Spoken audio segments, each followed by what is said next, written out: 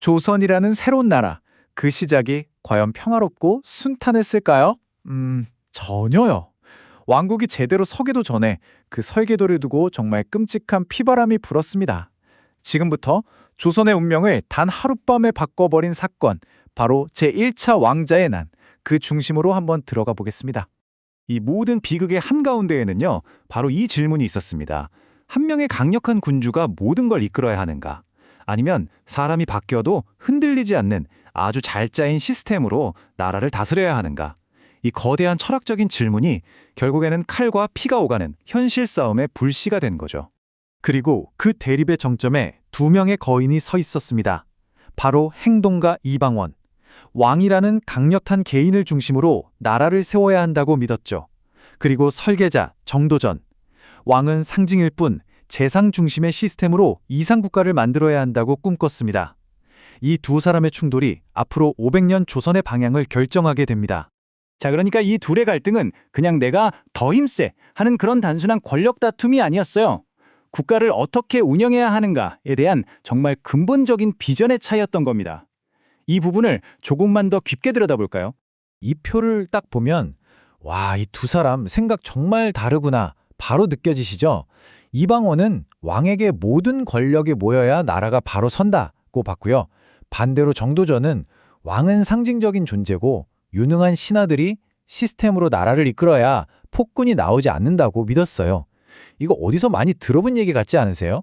맞아요.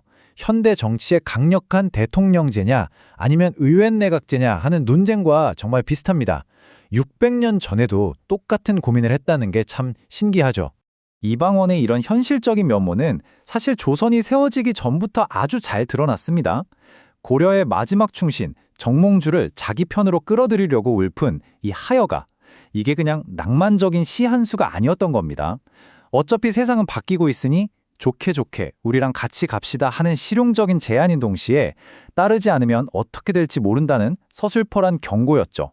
하지만 정몽주는 이 단심가로 대답하죠. 100번을 죽어도 내 마음은 변치 않는다. 이 단호한 거절이 결국 그의 운명을 결정지었고요. 동시에 이방원이라는 사람이 목표를 위해서라면 어디까지 할 수 있는 인물인지 세상에 제대로 보여준 첫 번째 사건이 됩니다. 결국 그 유명한 선주교의 비극이 벌어집니다. 이방원은 조금의 망설임도 없이 정몽주를 제거해버렸죠. 이 일로 그는 아버지의 대업을 위해 기꺼이 손에 피를 묻히는 뭐랄까 악역을 자처한 셈입니다. 그리고 자신의 냉혹한 결단력을 모두에게 똑똑히 보여줬죠. 자, 그럼 이 철학적인 대립이 어떻게 진짜 칼부림으로 번지게 됐을까요? 이 갈등에 기름을 부어버린 결정적인 사건 두 가지를 한번 살펴보겠습니다. 모든 문제의 시작, 그 진짜 불씨는 바로 세자 책봉에서 터집니다. 태조 이성계가요, 나라 세우는데 공이 컸던 아들들을 다 제쳐두고 가장 사랑했던 부인 신덕왕후의 어린 아들 이방석을 덜컥 세자로 삼아버린 겁니다. 특히 온갖 굳은 일을 도맡아 했던 이방원 입장에서 이건 뭐 배신감을 넘어서서 이제 내 목숨이 위험하구나 하는 정치적 사형 선고나 마찬가지였어요. 바로 이 지점에서 정도전의 계획이 이방원을 말 그대로 벼랑 끝으로 몰아붙인 거예요. 이방원이 보기에 이 계획은 너무나 뻔했죠. 어린 왕을 허수아비로 세우고 왕자들의 유일한 힘인 개인 군대를 없앤 다음에 재상인 자기가 모든 권력을 쥐겠다? 이건 더 이상 비전 싸움이 아니었습니다. 이건 생존의 문제였어요. 그리고 마침내 운명의 밤이 찾아옵니다. 1398년 조선의 역사가 피로 쓰인 바로 그 밤으로 우리도 함께 가보시죠. 이방원의 움직임은요, 진짜 무서울 정도로 빠르고 무자비했습니다. 저녁 8시에 군사를 일으켜서 불과 2시간 만에 당시 최고 권력자였던 정도전을 제거하고 밤이 새기도 전에 그의 핵심 세력과 어린 세자까지 전부 처리해버립니다. 단 하룻밤 사이에 조선의 권력 지도가 완전히 뒤집혀버린 거죠. 여기서 역사를 보는 아주 재미있는, 어쩌면 좀 씁쓸한 포인트가 나와요. 바로 역사는 승자의 기록이라는 거죠. 조선왕조실록에는 정도전이 마지막 순간에 아주 비굴하게 목숨을 구걸했다고 쓰여 있습니다. 하지만 그의 개인 문집 같은 걸 보면 이미 자신의 운명을 예감하고 당당하게 죽음을 맞이한 걸로 그려지거든요. 진실이 뭐였든 이 엇갈린 기록 자체가 권력의 속성을 보여주는 겁니다. 권력이란 결국 진실을 기록하는 힘이기도 하니까요. 자, 이제 모든 걸 손에 쥔 이방원. 그는 이제부터 조선이라는 나라를 완전히 자기 식대로 뜯어고치기 시작합니다. 라이벌의 설계도는 찢어버리고 자신만의 왕국을 건설해 나가는 거죠. 근데 여기서 이방원이 진짜 똑똑한 게 바로 왕이 되지 않아요. 오히려 놀라운 한 수를 듭니다. 힘이 없던 둘째 형 이방과를 왕으로 먼저 내세우는 거죠. 왜 그랬을까요? 쿠데타로 권력을 잡았다는 반역 이미지를 지우고 정당성을 확보하기 위한 아주 고도의 정치적 계산이었던 겁니다. 물론 무대 뒤에서 모든 실권은 이방원이 쥐고 있었고요.